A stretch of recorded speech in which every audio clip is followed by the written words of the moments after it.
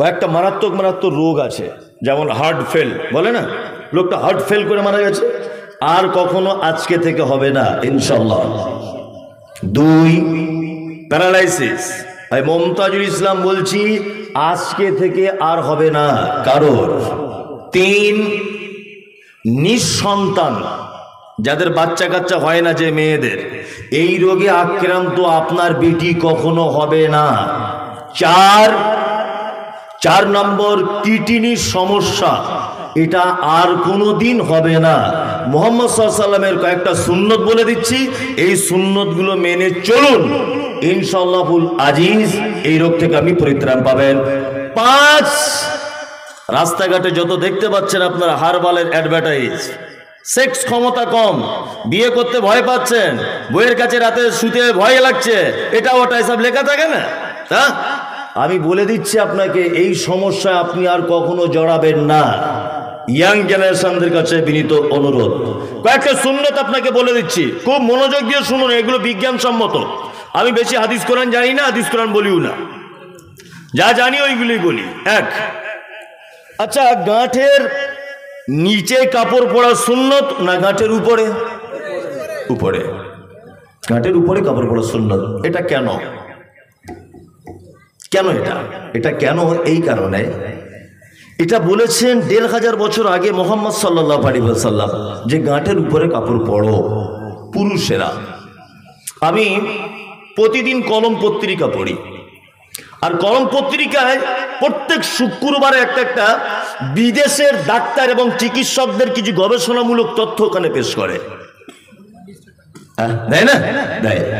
এই যে চাচাজি জানেন, তো ওখানে একজন গবেষক গবেষণা করে উনি তথ্য পেশ করেছেন যে মানুষের যৌবনের একটা হরমোন, সেক্সের একটা হরমোন, এই হরমোনটা পুরুষ মানুষের এই জায়গাটায় থাকে, এই গোড়ালির এই জায়গাটায়। বিজ্ঞান বলছে যদি একটা মানুষের 8 ঘন্টা যদি এই জায়গাটা হাওয়া বাতাস যদি না লাগে, আর এই জায়গাটা যদি সারা দিন রাত আটকিয়ে থাকে, তাহলে বৈজ্ঞানিক মতামত হচ্ছে এই যে ওই ছেলেটা অচিরেই সেক্স হারিয়ে ফেলবে, যৌনতা আস্তে আস্তে হারিয়ে যাবে। এইটাতে যত বেশি রোদ্দুর লাগবে, এইটাতে যত বেশি হাওয়া বাতাস লাগবে, ও যৌবনের দিক দিয়ে তার স্ত্রীকে বেশি পরিতৃপ্ত করতে পারবে। এটা বিজ্ঞান প্রমাণ করেছে। 1500 বছর আগে বলে গেছেন মুহাম্মদ রাসূলুল্লাহ সাল্লাল্লাহু আলাইহি ওয়াসাল্লাম। তাহলে এতে উপকার আছে না নেই? আছে। দাঁড়িয়ে পানি পান সুন্নত না বসে? বসে। কেন? বিজ্ঞান একটা তথ্য দিচ্ছে এই যে মানুষের এই জায়গাটা ভিতরে, এইটুকু জায়গার ভিতরে একটা ছাঁকনি আছে, ছাঁকনি পর্যন্ত চাটা ছাঁকে, ছাঁকনি আছে, ছাঁকনিটা এইভাবে থাকে, আমার দিকে দেখুন, এইভাবে ছবি আকারে দেখানো হচ্ছে, এইভাবে থাকে ছাঁকনিটা। যখন একটা মানুষ দাঁড়িয়ে দাঁড়িয়ে পানি পান করে, ছাঁকনিটা এইরকম ভাবেই থাকে, কিন্তু একটা মানুষ যখন আস্তে আস্তে বসবে, তখন ছাঁকনিটা এইভাবে আস্তে আস্তে আস্তে আস্তে খুলে যাবে, পানিটা গিয়ে ডাইরেক্ট ছাঁকনিতে যাবে। এই যে আমরা বাড়িতে ফিল্টার মেশিন বসাই না, আমার আল্লাহ সুবহানাহু ওয়া তাআলা আপনার জন্মের দিন থেকে ফিল্টার মেশিন ভিতরে রেডি করে রেখে দিয়েছে। আল্লাহু আকবার। প্রথমে গ্লাসের পানি ফিল্টার মেশিনে ছাঁকনিতে যাবে, ওখান থেকে ছেঁকে আস্তে আস্তে আস্তে আস্তে যেখানে পানি যাওয়ার প্রয়োজন সেখানে যাবে। যদি আপনি দাঁড়িয়ে যদি পানি পান করেন, তাহলে ছাঁকনিটা খুলবে না এবং পানিটা ব্যাক রাস্তা দিয়ে ডাইরেক্ট কিডনিতে আঘাত করবে। আপনার অনেক পানিতে আয়রন থাকে, থাকে না? থাকে। অনেক পানিতে অনেক জীবাণু থাকে, থাকে কি থাকে না? থাকে। এই জীবাণুগুলো ডাইরেক্ট যদি কিডনিতে গিয়ে হিট করে, আপনার কিডনি এক সময় অকেজো হয়ে পড়তে পারে। 2, পানিগুলো কখনো ওভারফ্লো হয়ে যে সূক্ষ্ম শিরা উপশিরার ভিতর দিয়ে রক্ত সঞ্চালন হয়, এই শিরার ভিতরে যদি পানি ওভারফ্লো হয়ে ঢুকে যায়, তাহলে চিকিৎসা বিজ্ঞানীরা বলছেন যে 100-র মধ্যে 86 অর্থাৎ 86% পুরুষ বা নারী, তারা এই যে আপনার কি বলে প্যারালাইসিস রোগে আক্রান্ত হচ্ছে। 86% নারী পুরুষ দাঁড়িয়ে পানি পান করার ফলে তারা প্যারালাইসিস নামক রোগে আক্রান্ত হচ্ছে। আপনার কাছে বিনীত অনুরোধ, বসে পানি পান করুন। এটা মুহাম্মদ সাল্লাল্লাহু আলাইহি ওয়াসাল্লামের শেখানো। কিডনির রোগ থেকে বাঁচবেন, প্যারালাইসিস থেকে বাঁচবেন, সব কিছু থেকে আপনি বাঁচবেন। আর একটা বলে দিই, যে সমস্ত মহিলারা মায়েরা অনেক সময় পাড়া গ্রামে কম, একটু শহরে বেশি, দেখবেন এই ভুরুগুলো কি বলছে, চেঁচে আসছে, চাচ্ছে না, চাচ্ছে, এগুলো সরু করে আসছে, মানে আল্লাহ সৃষ্টি ওর পছন্দ হয় না, ভুরু চেঁচে আসছে। বলছে যে এই প্রত্যেক লোমের কোষে এমন সূক্ষ্ম কিছু শিরা উপশিরা থাকে যেগুলো মাইক্রোস্কোপ যন্ত্র দিয়েও দেখা সম্ভব নয়। এই শিরাগুলো যদি কেটে যায় মেয়েদের ভুরু তুলতে গিয়ে, তাহলে বলছে এক পর্যায়ে ওই মহিলাটি অদূর ভবিষ্যতে কোনোদিন মা নাও হতে পারে। যারা বারবার ভুরুটা সাইজ করছেন, ইয়ং মেয়ে, আপনার মেয়ে যদি এটা করে থাকে অবশ্যই বলবেন যে মা এটা করিস না, এটা মুহাম্মদ সাল্লাল্লাহু আলাইহি ওয়াসাল্লাম করতে মানা করেছেন এবং বৈজ্ঞানিকদের মতামত হচ্ছে এটা করা যাবে না। যে মেয়েরা বেশি করে সেই মেয়েরা অদূর ভবিষ্যতে মা হওয়ার সম্ভাবনা কম। সুন্নাত যত পারবেন মেনে চলুন, তত বেশি উপকার। উপকার আছে না নেই? আছে। তাহলে আমরা ইবাদত বুঝে গেলাম যে সমস্ত কিছুর পদ্ধতি আল্লাহ এবং তার রাসূলের অনুযায়ী যদি হয়, এগুলো আমাদের কি ইবাদত। নাম্বার 2, আর একটা কথা আপনাদেরকে বলে দিই, সেটা হচ্ছে এই, আচ্ছা আমাদেরকে শুধু ইবাদতের জন্য পাঠানো হয়েছে, কথা ঠিক, তারপরে আমাদেরকে আর 2-3টে দায়িত্ব দেওয়া হয়েছে, যা পৃথিবীতে যে দায়িত্ব পালন করা গরুর পক্ষে সম্ভব নয়, ছাগলের পক্ষে সম্ভব নয়, ভেড়ার পক্ষে সম্ভব নয়, আমার আর আপনার পক্ষে সম্ভব। সেটা কি? আল্লাহ বলছেন তোমাদেরকে পাঠানো হয়েছে লিইয়ুযহিরাহু আলাদ-দীনি কুল্লি। পৃথিবীর সমস্ত ধর্ম, সমস্ত মতবাদ, সমস্ত নিয়ম কানুনের উপরে ইসলাম শ্রেষ্ঠ, এইটা তোমাকে প্রমাণ করে দিয়ে তবে আমার কাছে আসতে হবে, তার আগে আসতে পারবে না। তা ইসলাম শ্রেষ্ঠ, ইসলাম প্রতিষ্ঠা করতে হবে। কি বললাম বুঝলেন? ইসলাম প্রতিষ্ঠার জন্য আপনাকে আমাকে কি করা হয়েছে? পৃথিবীতে পাঠানো হয়েছে। আচ্ছা বলুন তো, আমাদের দেশের পঞ্চায়েত থেকে শুরু করে দেশের রাষ্ট্রপতি, দেশের প্রধানমন্ত্রী, আচ্ছা বলুন তো এই পর্যন্ত যত শ্রেণীর কোয়ালিটির মানুষ আছে, এর অধিক অংশ ইসলামের শত্রু না বন্ধু? শত্রু।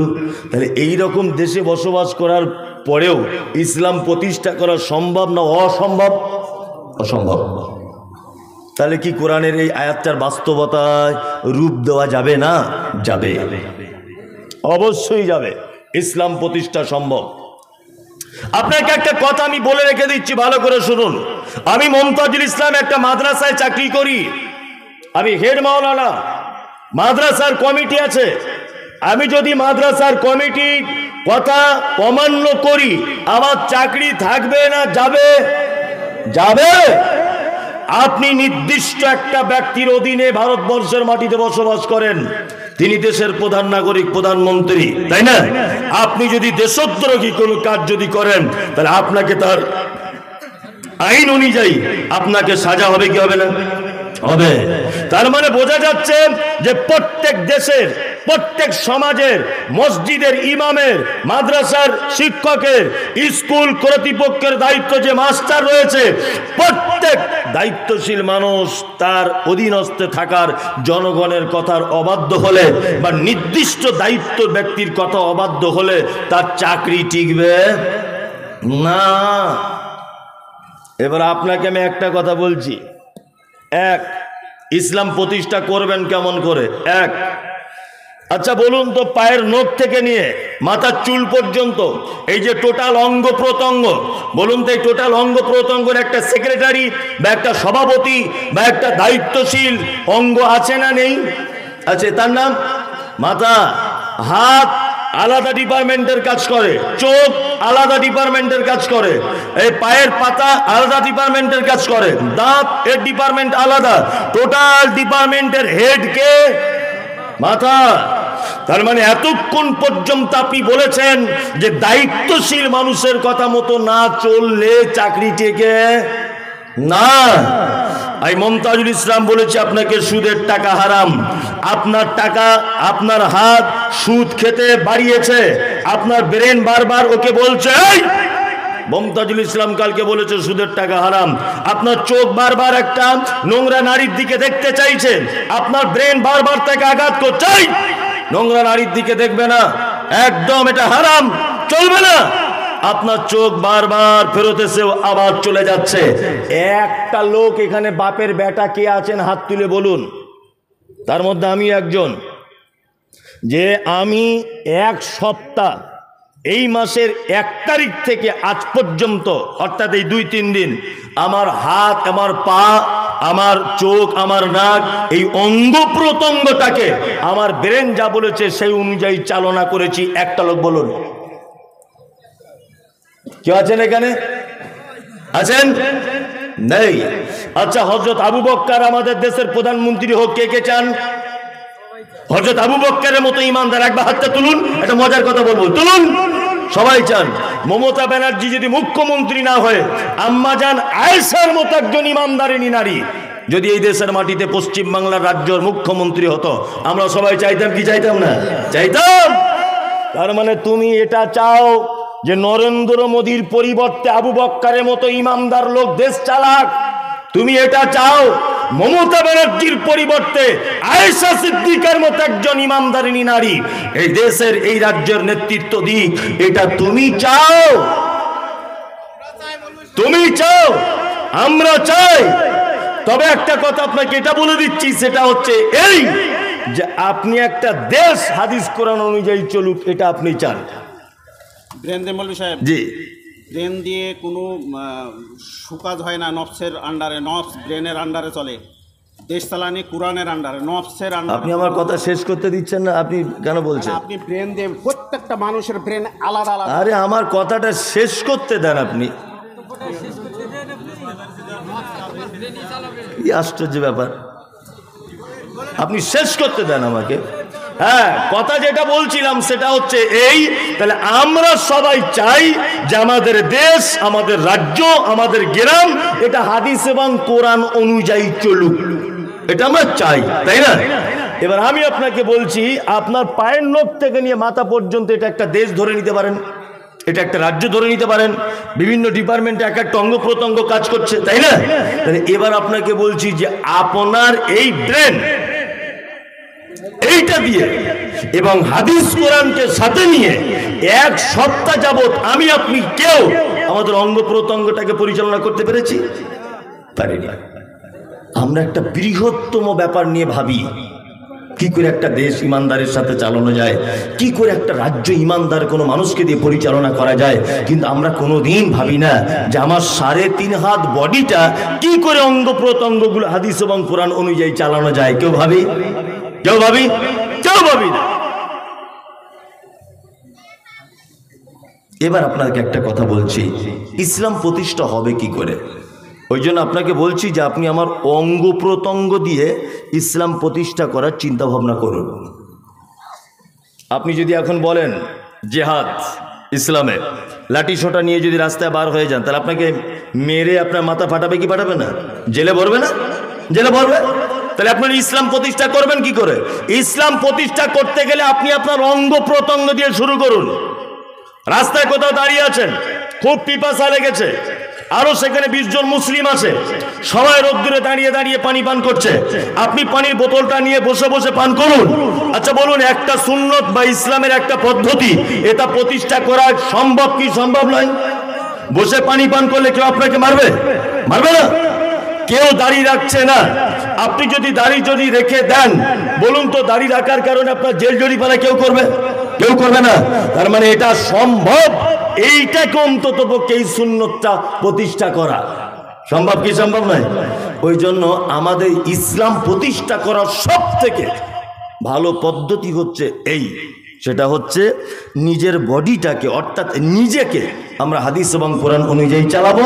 আর 2, আমি আমার পরিবারের দায়িত্বটা নিয়ে নেব। এই গ্রামের প্রতিটা মানুষ যদি নিজের পরিবারের দায়িত্ব যদি নিয়ে নেয়, তাহলে এই গ্রামটা এমন একটা দিন আসবে হাদিস এবং কোরআন প্রতিষ্ঠা করা সম্ভব হবে, অবশ্যই হবে। ক্লিয়ার হলো? চলুন, আমি রাজনীতির কথা বলি না, আগে সবকিছু শুনে নিতে হবে, লাস্ট আপনি বলবেন আমার ভুল ত্রুটি কোথায় হয়েছে। যে কথা বলছিলাম, তাহলে একটা কাজ আমাদের দ্বারাতে ইসলাম প্রতিষ্ঠা করা হবে। আর 3 নম্বরে একটা কাজ দেওয়া হয়েছে। কি কাজ? আল্লাহ তাআলা বলছেন লিয়াবলুয়াকুম আইয়ুকুম আহসানু আমালা। আয়াত সম্পূর্ণ কি? আল্লাযী খলাকাল মাউতা ওয়াল হায়াতা লিয়াবলুয়াকুম আইয়ুকুম আহসানু আমালা। তোমাদেরকে পৃথিবীতে হায়াত আর মাউত এই দুটো জিনিসকে সৃষ্টি করা হয়েছে এই কারণে যে তোমাদেরকে পরীক্ষা করা হয় যে তোমাদের ভিতরে উত্তম আমল কে করেছে। আচ্ছা, আল্লাহ এখানে বেশি আমলের কথা বললেন না, উত্তম উত্তম, তাই না? তার মানে বোঝা যাচ্ছে আমাদের খারাপ আমলও কিছু আছে, আছে না? আছে। কোন কোম্পানি যখন তার ব্র্যান্ডের উপরে লিখবে 100% পিওর, তখন ভেবে নিতে হবে যে অন্য কোন কোম্পানিতে ভেজাল আছে, এটা ধরে নিতে হবে, তাই না?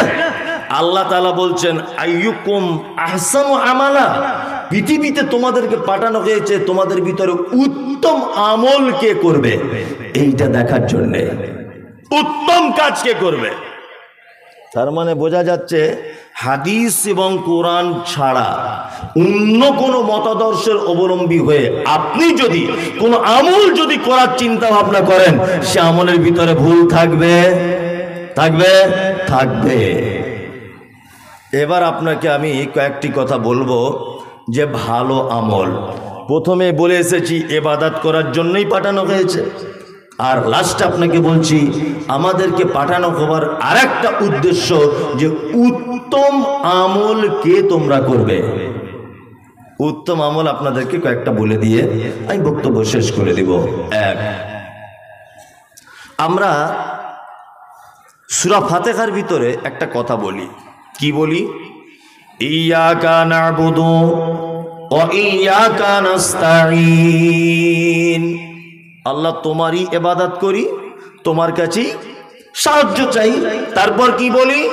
ইহদিনাস সিরাতাল মুস্তাকিম। আল্লাহ তুমি আমাকে সহজ পথের পথিক করো। আচ্ছা বলুন তো, সহজ পথের পথিক করো, সহজ পথের পথিক করো, সহজ পথের পথিক করো, 30 বছর এইটা বলেই যাচ্ছেন নামাজে।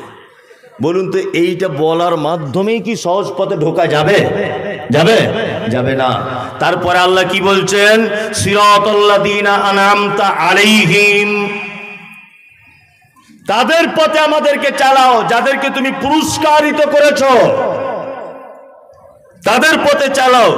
তাহলে এই কাম থেকে বুঝে নিতে হবে যে পুরস্কারিত যাদেরকে করেছে আল্লাহ তুমি তাদের পথে চালাও। এখন পুরস্কার প্রাপ্ত কারা এটা জানা লাগবে কি লাগবে না? এদের দলে ঢুকতে গেলে এদের চরিত্র সম্পর্কে জানা লাগবে কি লাগবে না?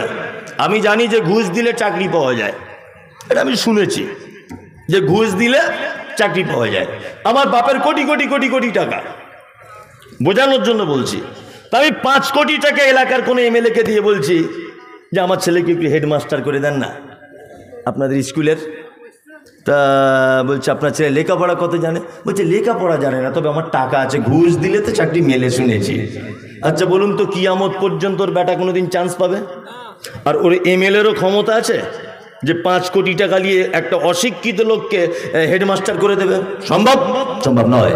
তাহলে ঘুষ দিলে চাকরি মেলে, তবে দুটোই থাকতে হবে, লেখাপড়াও জানতে হবে, সাথে সাথে টাকাও দিতে হবে, তাই না?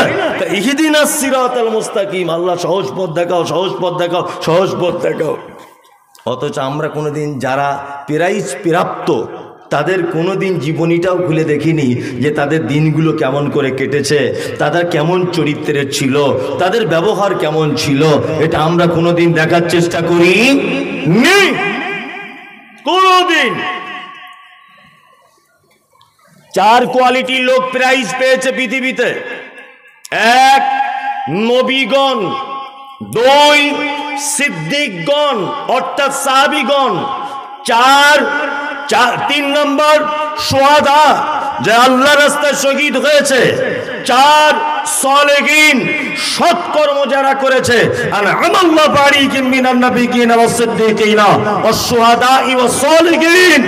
আল্লাহ তাআলা বলছেন 4 কোয়ালিটির মানুষকে পৃথিবীতে প্রাইজ দিয়েছি। কত কোয়ালিটির? 4। নবীগণ, প্রত্যেক নবীরা কোথায় থাকবে? জান্নাতে থাকবে। কোথায়? জান্নাতে। কিয়ামতের দিন কয় শ্রেণী মানুষ হবে জানা আছে? নেই। 3 শ্রেণীর। কত? 3। 1 নম্বর হবে আসহাবুল ইয়ামিন, অর্থাৎ আল্লাহ তাআলার ডান দিকের লোক। 2, আসহাবুস শিমাল, আল্লাহ তাআলার বাম দিকের লোক। 3, ওয়াস-সাবিকুন আস-সাবিকুন, আল্লাহ সুবহানাহু ওয়া তাআলার আগে থাকবে, সামনে থাকবে। এই সামনে থাকবে কারা? এই 4 কোয়ালিটির লোক। 2 কোয়ালিটির লোক জান্নাতে যাবে। আল্লাহর সামনে যারা তারা জান্নাতে যাবে, আল্লাহর ডান দিকে যারা তারা জান্নাতে যাবে, আল্লাহর বাম দিকে যারা এদের থাকার জায়গা জাহান্নাম। তাহলে আমরা সামনের লোকেরা জান্নাতে যাবে, আমরা সামনের লোকেদের চরিত্র থেকে কিছু শিক্ষা গ্রহণ করবে ইনশাআল্লাহ। ইনশাআল্লাহ, ইনশাআল্লাহ। 1, সামনের লোক কারা? প্রথম নাম্বার নবীগণ জান্নাতে যাবেন। 2, সিদ্দিক অর্থাৎ সাহাবীগণ।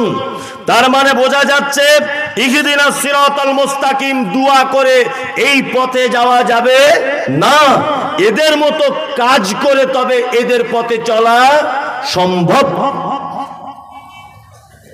আপনাকে আমি একটা ঘটনা বলছি, শুনুন খুব মনোযোগ দিয়ে। আমরা যারা বসে আছি অনেক সময় নামাজের কথা বলতে যাই, ভাই নামাজ পড়বে না, বলছে বয়স হোক, না বয়স হোক পরে পড়ব। অনেক লোক বলে, কি বলে না? বলে। আবার অনেক লোক, ভাই চলো একটু আল্লাহর দিকে টাইম দাও, বলছে এখন সময় আছে, আমি ছেলেপিলেদের ভবিষ্যৎ করি, তারপরে শেষ বয়সে দেখব। অনেক লোক অনেক কোয়ালিটির আছে। আচ্ছা আচ্ছা, অনেক লোককে দেখতে পাওয়া যায় এরকম। এই লোকটাকে ভালো করে বুঝবেন, মাথায় নেবেন। এই লোকটা কি? যে লোকটা নামাজ পড়ে না, যে লোকটা জাকাত দেয় না, যে লোকটা সাদকা করে না, যে লোকটা হারাম খায়, বিড়ি গাঁজা মদ ইত্যাদি ভিতরে আসক্ত আছে, এই লোকটাকে যদি বলা হয় আরে নবীকে গাল দিয়েছে লালগোলার একটা লোক, চল রাস্তা অবরোধ করতে হবে, বলুন তো যাবে কি যাবে না? সবার আগেও যাবে। মাথায় লাল গামছা বেঁধে বলবে চল, কে কোন মায়ের বেটা আমার নবীর নামে কথা বলেছে, চল দেখিন। তার মানে বলুন তো নবীকে ভালোবাসে কি বাসে না? বাসে, বাসে। আমরা যারা এখানে বসে আছি সকলেই নবীকে ভালোবাসি কি বাসি না?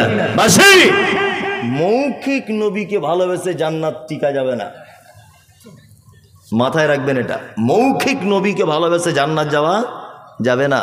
মৌখিক ভালোবেসে যদি জান্নাতে যাওয়া যেত, সর্বপ্রথম জান্নাতে গিয়ে বসে থাকতেন আল্লাহর নবীর চাচা, তার নাম আবু তালিব। ইসলামের ইতিহাসে একটা চটি বইয়ের পাতাতে আপনি দেখাতে পারবেন না যে আবু তালিব কখনো কোনোদিন মুহাম্মদ সাল্লাল্লাহু আলাইহি ওয়াসাল্লামের বিরুদ্ধচারণ করেছে। বরং বেঈমানেরা মারতে এসেছে, আঘাত করতে এসেছে, প্রাচীরের মতো দাঁড়িয়ে গিয়ে বলেছে আমার ভাতিজার গায়ে হাত দিবে না, একদম আমার ভাতিজার উপরে কথা বলবে না, তার দিন কবুল করবে না এটা আলাদা ব্যাপার, কিন্তু ওর নামে কোনো কথা বলতে যাবে না। একদম। চাচা মারা গেলেন, আল্লাহ নবী অনেক ঘটনা, আল্লাহ নবী সাল্লাল্লাহু আলাইহি ওয়াসাল্লাম বলছেন আমার চাচাকে সব থেকে কম আযাব দেওয়া হবে এই কারণে, এইটা যে 2টি লোহার জুতো গরম করে, আমার আগুনের জুতো গরম করে আমার চাচার পায়ে পরিয়ে দেওয়া হবে, তার ফলে আমার চাচার মগজগুলো গলে গলে মাটির দিকে পড়বে। কি বললাম বুঝলেন? তার মানে মৌখিক ভালোবাসা দিয়ে জান্নাতে যাওয়া যাবে না। কি দিয়ে যাওয়া যাবে?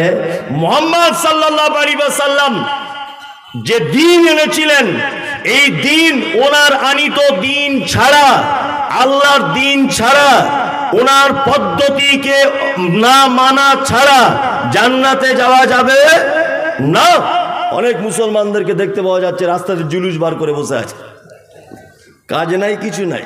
কি বললাম বুঝলেন নাই?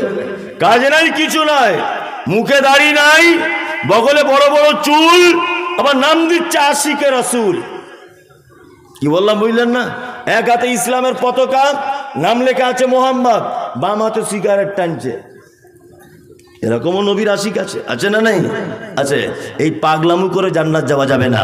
জান্নাত যেতে গেলে নবী এবং সাহাবায়ে কেরামগণ যে পদ্ধতিতে জান্নাতের সার্টিফিকেট পেয়েছেন, আমাদেরকে ওই পদ্ধতিতে হাঁটতে হবে ইনশাআল্লাহ। বুলাজি আমরা চেষ্টা করব ইনশাআল্লাহ, ইনশাআল্লাহ। এই দেখুন, আপনাদেরকে জান্নাতি মানুষদের কয়েকটা ঘটনা আপনাকে বলি, খুব মজা লাগবে।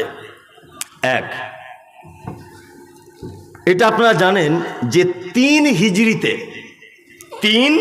হিজরিতে একটা যুদ্ধ হয়েছিল। এই যুদ্ধটির নাম হচ্ছে উহুদ। কি? উহুদ। এই উহুদ যুদ্ধতে আল্লাহ নবী সাল্লাল্লাহু আলাইহি ওয়াসাল্লাম মুশরিকদের সঙ্গে করেছিলেন, বেঈমানদের সাথে। আর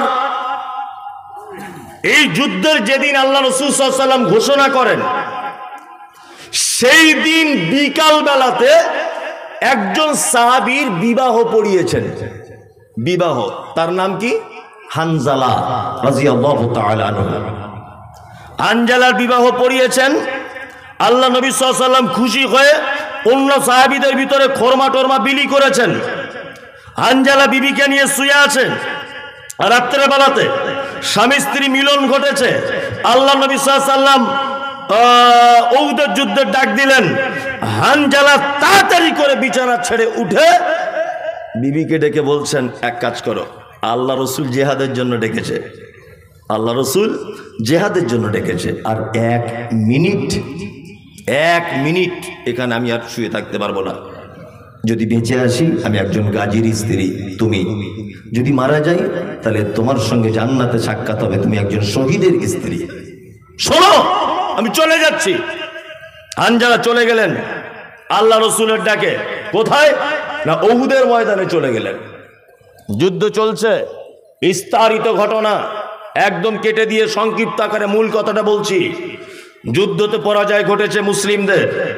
70 জন সাহাবীর কবর, 70 জন সাহাবী শহীদ হয়েছেন। উহুদের পাহাড়ের পাশেই ওই কবরগুলি আছে। 70 জন সাহাবীর কবর আমি দেখে এসেছি। 70 জন সাহাবীর ভিতরে আল্লাহ নবী সাল্লাল্লাহু আলাইহি ওয়াসাল্লামের আপন চাচা, নাম তার হামজা। 2 হানজালা, মুসআব বিন উমাইর, এরকম অসংখ্য সাহাবীরা শহীদ হয়েছিলেন এই উহুদের মাঠে। আল্লাহ নবী সাল্লাল্লাহু আলাইহি ওয়াসাল্লাম সাহাবীদেরকে বললেন, এক কাজ করো, যারা যারা শহীদ হয়েছে যুদ্ধের শেষে তাদের লাশগুলোকে এক জায়গায় করো। সাহাবীরা লাশগুলোকে খুঁজে এক জায়গায় করলেন। দেখা যাচ্ছে 68টা লাশ পাওয়া যাচ্ছে, 2টি লাশ পাওয়া যাচ্ছে না। 2টি লাশ। আল্লাহ নবী সাল্লাল্লাহু আলাইহি ওয়াসাল্লাম বললেন সাহাবীদেরকে, আবার খোঁজো। খুঁজতে খুঁজতে পাওয়া যাচ্ছে না। এই মুহূর্তে একজন মহিলা যুদ্ধের মাঠে চলে এসেছে, পর্দানাসীন মহিলা। আল্লাহ নবীকে এসে বলছেন, আল্লাহ রসুল আপনি কি আমাকে চিনতে পারছেন? আল্লাহ রসুল বলছেন, না, তোমাকে চিনতে পারছি না, তুমি কে? তখন মহিলা বলছেন, আল্লাহ রসুল গতকাল বিকাল বেলাতে আপনি কারোর বিবাহ পড়িয়েছেন? বলছে, হ্যাঁ, বিবাহ পড়িয়েছি। তখন মহিলাটি নিজের হাতটা বার করে আল্লাহ রসুলকে বলছেন, এই দেখুন, যার বিবাহ পড়িয়েছিলেন সেই নববিবাহিত স্ত্রী আমি হানজালার। আমার হাতের মেহেন্দিটা পর্যন্ত এখনো পর্যন্ত শুকায়নি। যুদ্ধের ময়দানে আল্লাহ রসুল সাল্লাল্লাহু আলাইহি ওয়াসাল্লাম খুব কাঁদছেন। মহিলা এসে বলছেন, আল্লাহ রসুল আপনার কাছে আমি একটা জিনিসের জন্য এসেছি। তা বলছে, কি?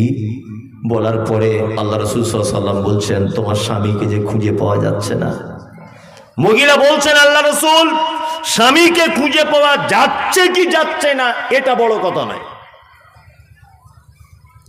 আমি একটা কথা আপনাকে বলতে এসেছি যে আমরা বিয়ে করার পরে রাতের শুয়েছিলাম, স্বামী স্ত্রী মিলন হয়েছে আমাদের ভিতরে। আর আপনি বলেন যে জেহাদে যারা শহীদ হয় এরা রক্ত মাখা অবস্থাতে যে অবস্থায় থাকবে এই অবস্থাতে তাদেরকে কবরস্থ করা হয়। আল্লাহ রাসূল, তা আমার স্বামী হানজালা তো অপবিত্র অবস্থায় আছে, গোসল না করি আপনার ডাকে সাড়া দিয়ে চলে এসেছে। আল্লাহ রাসূল সাল্লাল্লাহু আলাইহি ওয়াসাল্লাম বলছেন তাই? হ্যাঁ। সঙ্গে সঙ্গে জিবরিল এলেন, আল্লাহ রাসূলকে বললেন, মুহাম্মদ সাল্লাল্লাহু আলাইহি ওয়াসাল্লাম, আপনি টেনশন করবেন না। আরে হানজালাকে খুঁজে পাওয়া যাচ্ছে না তো। আসলে হানজালার শহীদে আল্লাহ এত খুশি হয়েছে, এত খুশি হয়েছে যে আসমান থেকে আল্লাহ ফেরেশতা পাঠিয়ে ওর লাশটাকে তৃতীয় আসমানে তুলে গোসল করিয়ে কাফন পরিয়ে মিসকা আম্বারে সেন্ট লাগিয়ে ওই দেখুন দুইজন সাহাবী কাঁধে করে নিয়ে আসছে ওটা হানজালার লাশ। ভাবতে পারা যায়? হ্যাঁ, স্ত্রীর কাছ থেকে উঠে জিহাদের ময়দানে চলে গিয়ে শহীদ হচ্ছেন, তার গোসল করাচ্ছেন ফেরেশতারা তৃতীয় আসমানে। আল্লাহ এত খুশি হয়েছে। যুবক এবং যারা এখানে বসে আছেন সকলের কাছে অনুরোধ, ফজর আজান দিচ্ছিল মুয়াজ্জিন, আসসালাতু খায়রুম মিনান নাওম। তোমার ঘুম ভাঙে না? ভাঙে? আল্লাহু আকবার। কাদের সঙ্গে তুলনা করেন? সূরা ফাতিহাতে আপনি কাদের সঙ্গে তুলনা করেন? ইহদিনাস সিরাতাল মুস্তাকিম, আল্লাহ তুমি সহজ পথ দেখাও। সিরাতাল লাযিনা আনআমতা আলাইহিম, তাদের পথ দেখাও যাদেরকে তুমি পুরস্কারিত করেছ। এটা শুধু আপনার মৌখিক বলা হয়, তাই না? যাবে স্ত্রীর কোল থেকে উঠে নববিবাহিত একজন যুবক জিহাদের ময়দানে গিয়ে শহীদ হয়ে যাচ্ছে, আর তুমি মুসলমান, তোমার মসজিদে দিনে 5 বার আহ্বান করা হয়, তুমি একবারও যাও না। তুমি জানো এটা যে সারা পৃথিবীর এক শ্রেণীর মুসলিমদের দুশ্মন, এক শ্রেণীর ইসলামের যারা দুশ্মন, তারা সূক্ষ্মভাবে চক্রান্ত চালিয়ে যাচ্ছে যে কি করে মুসলিমদের মসজিদগুলোকে ভেঙে চুরমার করে দেওয়া হয়। আপনারা জানেন সারা ভারতবর্ষের মাটিতে এখনো পর্যন্ত অনেক রাজ্যতে মুসলিমদের মসজিদে আজান দেওয়া হয় না প্রকাশ্যে। এটা আপনারা জানেন? এটা আপনারা জানেন ফিলিস্তিনের মাটিতে এই মুহূর্তে মুসলমানগুলোকে মেরে দেওয়া হচ্ছে, লাগাতার মারা হচ্ছে, নারী পুরুষকে মসজিদ আকসা হামলা চালানো হচ্ছে। ইসরায়েলের ইহুদিরা সারা পৃথিবীতে যখন মসজিদ ভাঙার আন্দোলন চলছে, তোমার এটা হুঁশ নেই? ভারতবর্ষের মাটিতে ত্রিপুরাতে মসজিদ ভেঙে দেওয়া হয়েছে, এটা তোমার জ্ঞান আছে? ভারতবর্ষের মাটিতে ঐতিহ্যবাহী মসজিদ ভেঙে দেওয়া হয়েছে লকডাউনের সময়, বাবরি মসজিদ। সারা পৃথিবীতে যখন মসজিদ ভাঙার আন্দোলন চলছে, যুবক তুমি তখন আজান শুনেও মসজিদে যাও না। তুমি দুয়া কিন্তু করো, ইহদিনাস সিরাতাল মুস্তাকিম। কখনো এই রাস্তাতে আসা যাবে? তাদের মতো হতে হবে, তাদের মতো হতে হবে।